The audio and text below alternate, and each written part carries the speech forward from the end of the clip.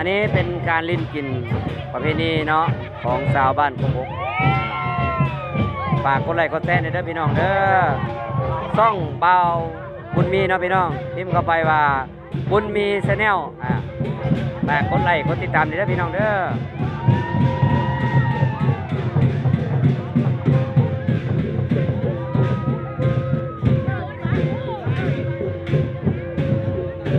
นี่คือการ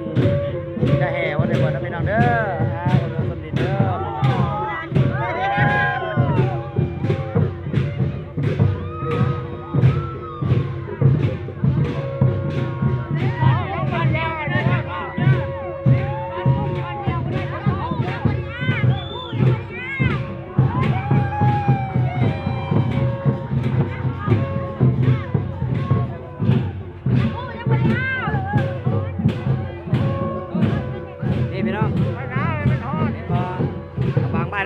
พี่โคนเนาะแต่บ้านเฮาเรียกว่าหน้ากากโคนเนาะพี่น้องเด้อฝากกดติดตามเด้อพี่น้องเด้อช่องเปล่าบุญมีชาแนลพี่น้องเขียนเข้าว่าบุญมีชาแนลฝากกดติดตามเด้อพี่น้องเด้อกดไลค์กดแชร์นำกันแดง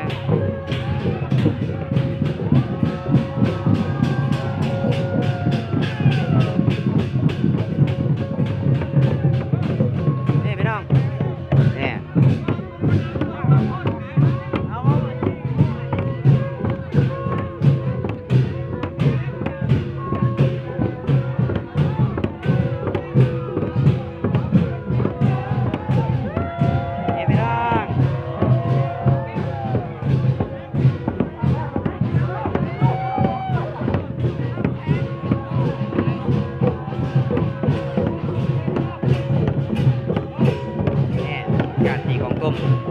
เป็นการเล่นกินประเพณีของ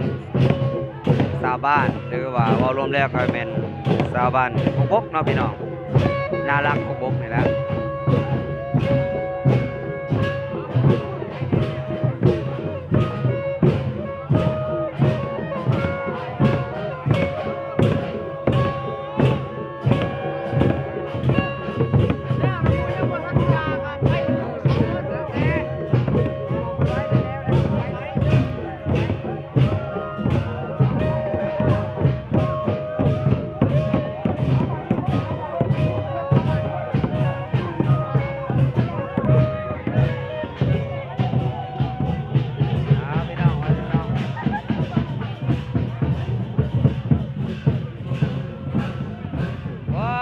พี่น้องนี่อัญญาก็ได้มาน้ำมูพี่น้องอัญญาก็ได้มาน้ำมูเนี่ยว้าอัญญาก็ได้มายิ้มงามด้วยอัญญาอัญญากับพุ่งล้อน้ำเขาและอัญญากา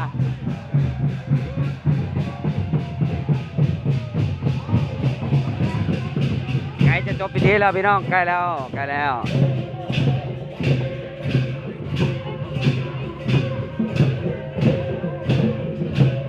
ฝากกดไลค์กดแชร์เด้อพี่น้องเด้อช่องบุญมีชาแนลพี่น้อง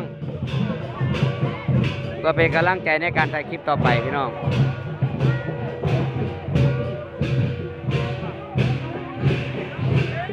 นี่เป็นการลิ้นกินบุญประเพณีของชาวบ้านกบกเนาะพอรวมแล้วก็เป็นชาวบ้านน่ารักกบกเขานี่แหละของหลังจากแห่พระสงฆ์แล้วครบ3 รอบส่วนกองตุ้มแมนจะได้แห่ต่อไป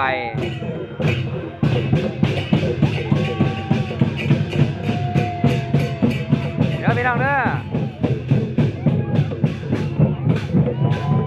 นี่ก็หางโมเมนต์ฮิลเลอร์ด้วยพี่น้องเพียงแต่เป็นคนหน้าเหมือนซื่อๆพี่น้อง